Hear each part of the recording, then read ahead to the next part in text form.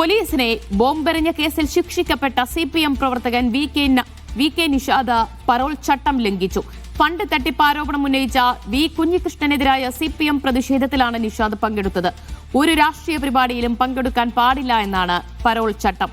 അച്ഛൻ അസുഖമാണെന്ന് പറഞ്ഞാണ് നിഷാദിന് അടിയന്തരമായി പരോൾ നൽകിയത്. ബിജീഷ് ഗോവിന്ദൻ വിവരങ്ങൾ നൽകും. ബിജീഷ്, അച്ഛൻ അസുഖമെന്ന് പറഞ്ഞ് പരോൾ നേടുന്നു, അതിന് പിന്നാലെ CPMന്റെ പ്രതിഷേധ പരിപാടികളിൽ പങ്കെടുക്കുന്നു. ഇതല്ലേ ഉണ്ടായത്?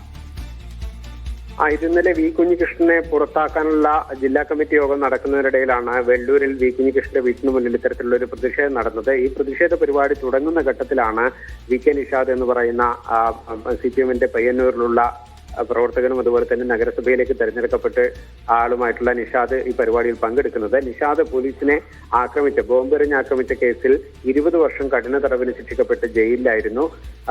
ശിക്ഷ വിധിച്ച് ഒരു മാസത്തിനിടെ നിഷാദിന് 3 തവണയായിട്ട് ഏകദേശം 1 മാസത്തോളം പരോൾ ലഭിക്കുകയും ചെയ്തു. ഇത് തന്നെ വലിയ വിവാദമായിരുന്നു. ഈ വിവാദങ്ങൾ നിലനിൽക്കുന്നതിനിടെയാണ് ഇത്തരത്തിലുള്ള ഒരു പ്രതിഷേധ പരിപാടിയിൽ കൂടി നിഷാദ് പങ്കെടുക്കുന്നതിന്റെ ദൃശ്യങ്ങൾ പുറത്തു വന്നിരിക്കുന്നത്. നിഷാദിന്റെ തന്നെ സുഹൃത്ത് വലയത്തിലുള്ള സംഘങ്ങളെടുത്ത ഈ വീഡിയോ സമൂഹ മാധ്യമങ്ങളിലടക്കം വലിയ തോതിൽ വൈറലായതോടുകൂടിയാണ് സംഭവം അധികൃതരുടെ ഉൾപ്പെടെ ശ്രദ്ധയിൽപ്പെടുന്നത്. ഇതിനെ തുടർന്ന് ഈ സംഭവം സംബന്ധിച്ച് അന്വേഷിക്കുന്നതിന് കണ്ണൂർ സെൻട്രൽ ജയിൽ അധികൃതർ തീരുമാനിച്ചിട്ടുണ്ട്.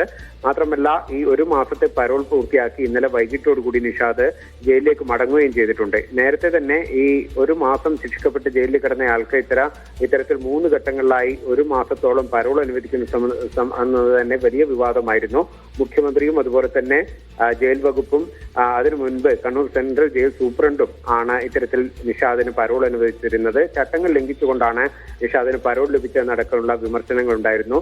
ഈ ചട്ടങ്ങൾ ലംഘിച്ചുകൊണ്ട് പരോൾ അനുവദിച്ചയാള് പരോളിലുള്ള വ്യവസ്ഥകൾ തന്നെ ലംഘിച്ചുകൊണ്ട് രാഷ്ട്രീയ പരിപാടിയിൽ പങ്കെടുക്കുന്നതിന്റെ ദൃശ്യങ്ങളാണിപ്പോൾ പ്രചരിക്കുന്നത്.